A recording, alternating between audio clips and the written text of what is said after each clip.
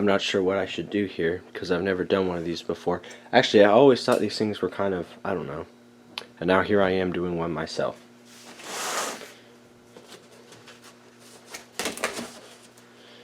The only thing I noticed on the box is that it has a beautiful ICOM logo. I guess they sell more 7300s than 450s.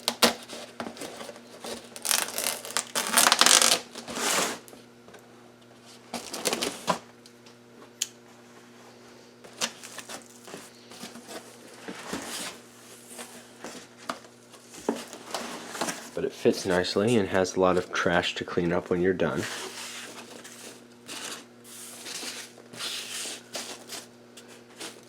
You know what? I'm not going to embarrass myself. I'm just going to pause the video, make a mess, and then clean it up and keep filming. Alright, so when I took the radio out of the box, they also included their up-to-date catalog, which finally has some color in it. For a while they've been only black and white, but now we have orange print. And then the receipt, which I'm trying to look here exactly what's what, but my total was $729.95, and there was a $50 summer promotion discount, and this does have the 3-year warranty. So the box is pretty tight.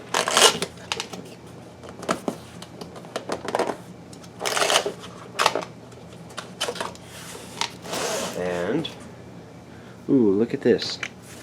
It shows you how it's packaged in the box, in case you can't figure it out yourself. I don't know, I guess they get people that are so excited they just kind of dump it out upside down or something. It's packaged in there nicely. I'm going to go ahead and get you a better angle here. Okay, hopefully that's better. Manual and limited warranty card. A dynamic microphone. I don't know what the difference between a microphone and a dynamic microphone is, but there is one apparently. And the power cord, which appears to have some good length to it. I'll go ahead and open it up and see what all it looks like. So, power cord.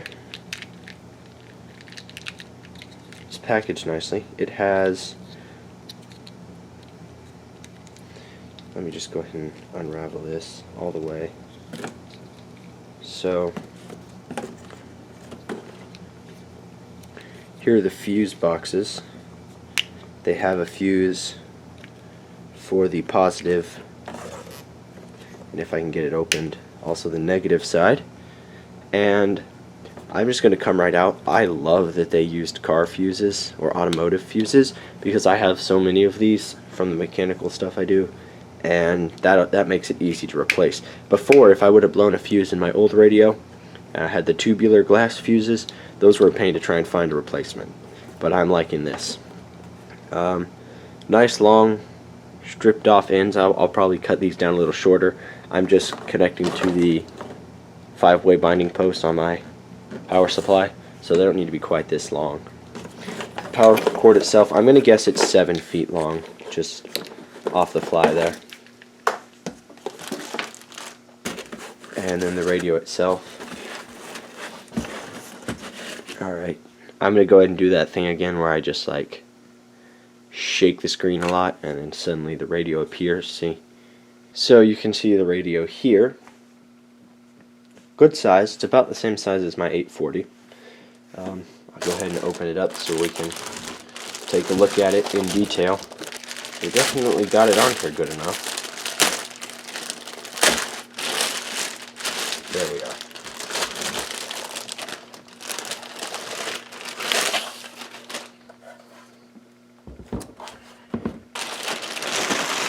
Alright, I'm going to come right out with the differences it has between my old 840, just because that's automatic for me. The thing I notice is the nice large fan mounted on the outside, which I like personally. Obviously you can see your connections here for your different stuff. Other basic notice is the size of the tuning knob is a lot smaller than my 840. And what else? I guess the key and the headphone jacks are the 1/8 inch plugs, which is much more universal than the 1/4 inch jacks on my old radio. And the key is right in the front, where on my 840 it was in the back. So much more compact and more screen space, less button space.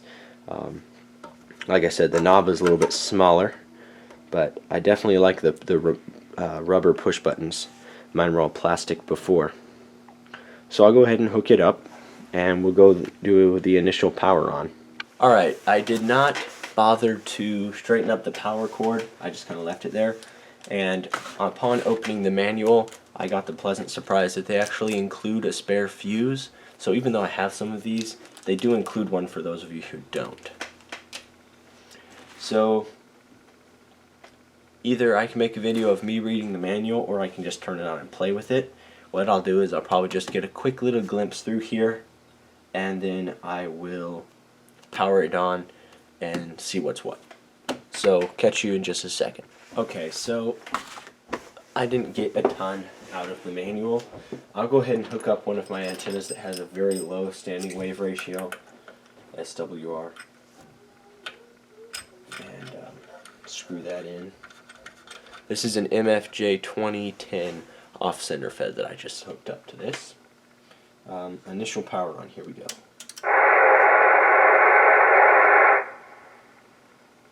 Okay, so I'm finding, or attempting to find out how the squelch works, which is this button over here. It looks like if I turn it all the way forward, I get the most accurate reading. I'm guessing that's all the way open, which is opposite of how the 840 was, so that'll take some time to adjust to. And then of course the audio itself. So I'll jump to 20 meters. Here we are on 20 meters. And I'm just going to figure out finding a station to listen to right now. Okay, I need to figure out how to get it on fast. I'm one of those people who likes to have the fast on. Here we go. Fast. Okay, now things are moving.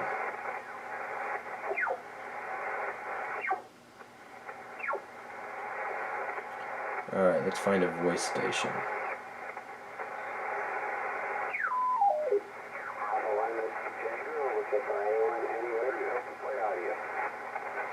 Okay, here's a station looking for an audio check. I mean, Alpha Bravo 1 Whiskey something. I don't think it can get any more convenient. We'll help each other out, assuming I can make contact with him. That requires figuring out how the tuner functions. So, we're gonna pause the video again. Yeah! Okay, one more time. This is W4ARW. Give it to me again. W4ARW. Alright, it's Alpha Bravo 1 Whiskey Tango. America, Boston 1, Washington, Tokyo. Okay, QSL. Name here is Joshua, and I'm in North Carolina. Literally just pulled this Yaesu FT-450 out of the box and hooked it on and heard you calling. So this is my first time using this new 450, but I heard you wanted some help with your audio, so what's the deal? So how does my audio sound to you, Alpha Bravo 1 Whiskey Tango?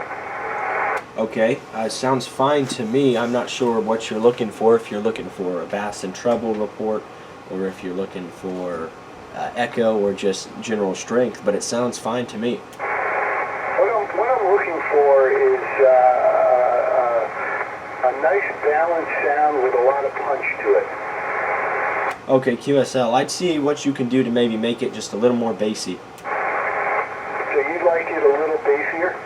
QSL, I think that would be good.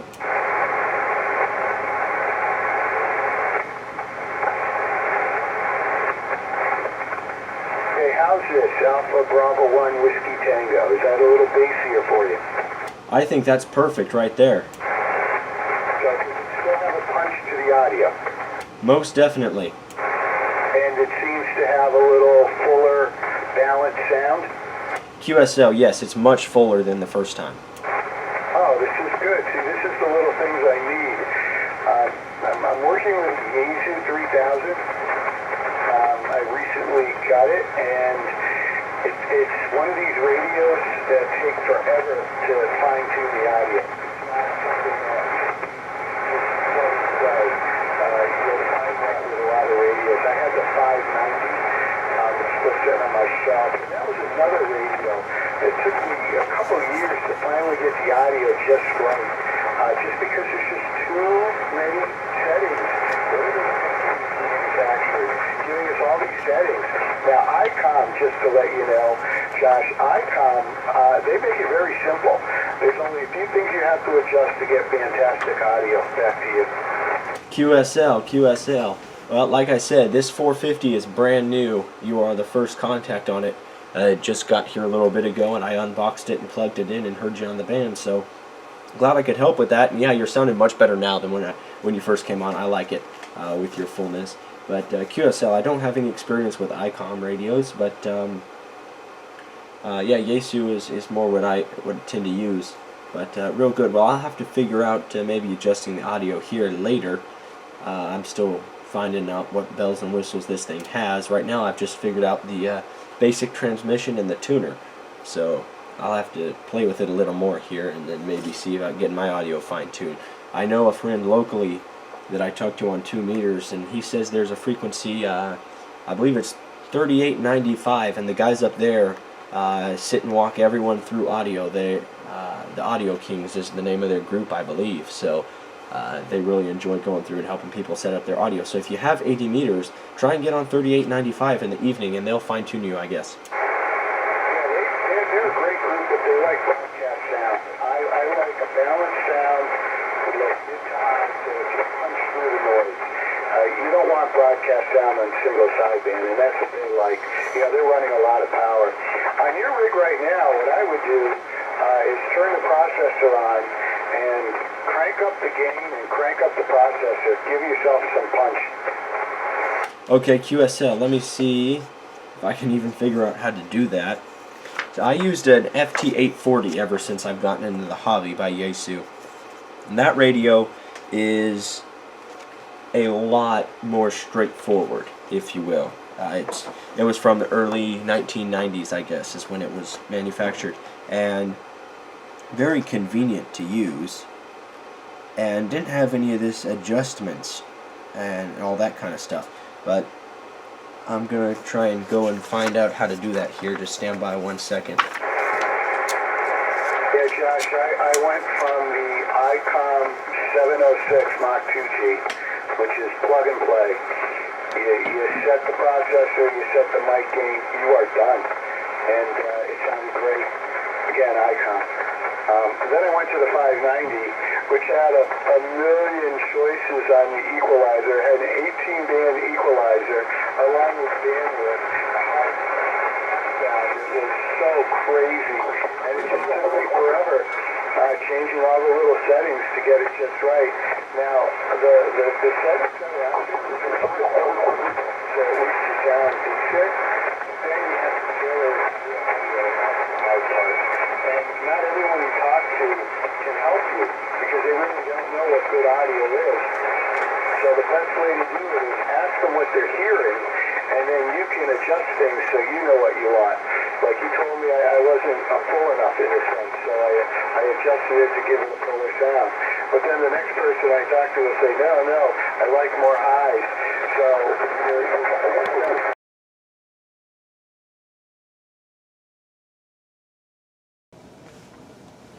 Alright, so after playing with this for a while, I have established a few of the cooler features, and I'm going to show them to you. So, the first feature that I'd like to bring up is the fact that the buttons on the microphone, down, up, and fast, which are standard on Yaesu mics, On the 450, they're reprogrammable to one of 50 different functions. So you can go into the menu, which is entered by pushing function, and I can scroll through the menu settings, and I can choose to reprogram mic up, mic fast, or mic down to different features inside the menu. Okay.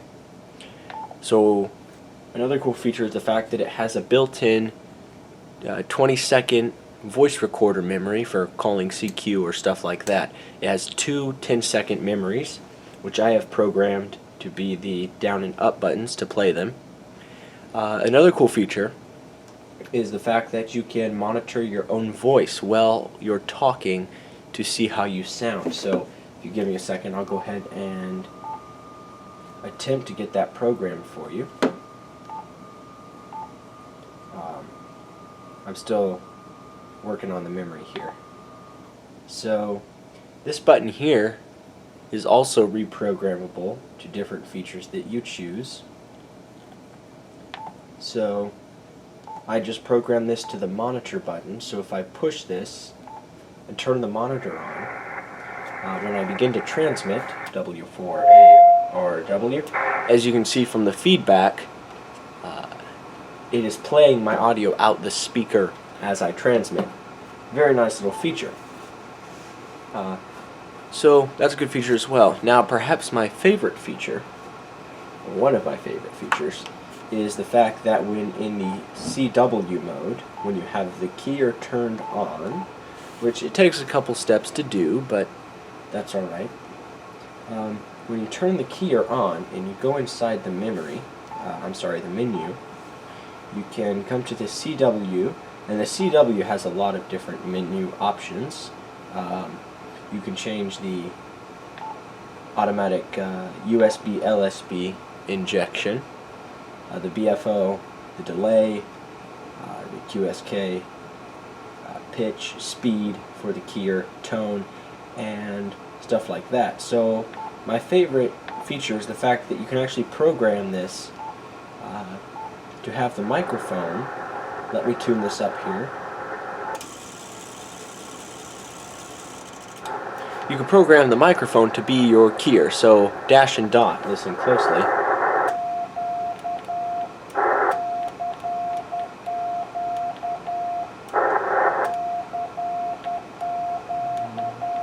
So that's calling CQ at 12 words per minute. This is actually your keyer, so you don't need any external keyer. You can actually use the microphone, which I consider an amazingly neat feature.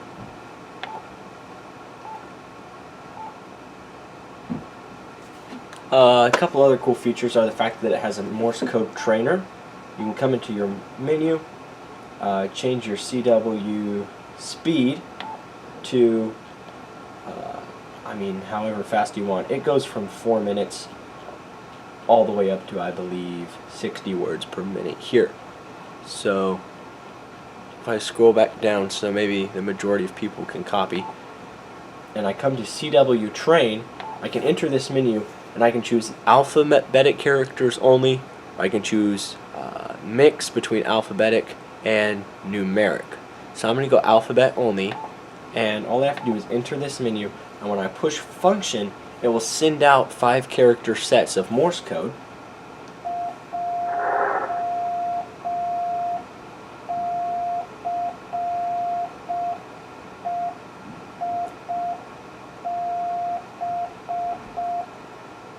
And at the end of that transmission, it will actually show you what it sent. It just sent JCEIB.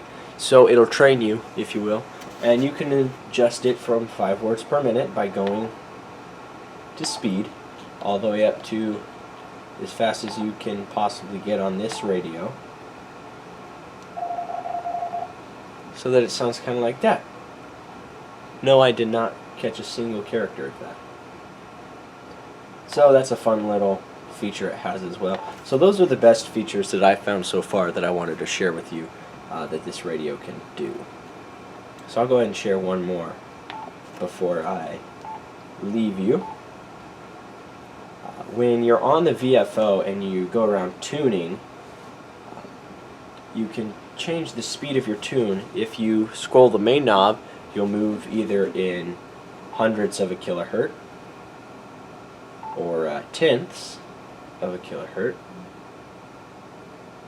or you can use your DSP knob and you can move in 5 kilohertz steps, or you can push the knob in once and move in 100 kilohertz steps.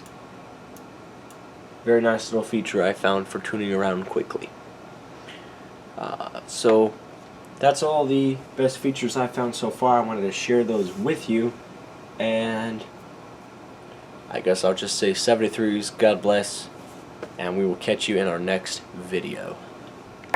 73, God bless. Thanks for watching. Don't forget to like, comment, and subscribe, and we'll see you again soon.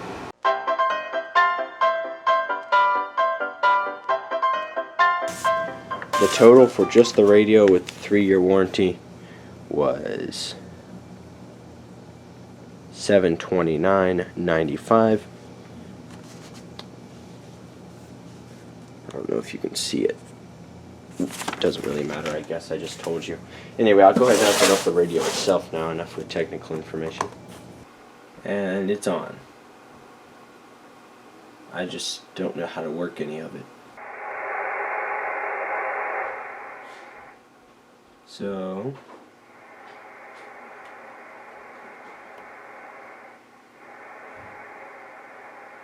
I guess I should have,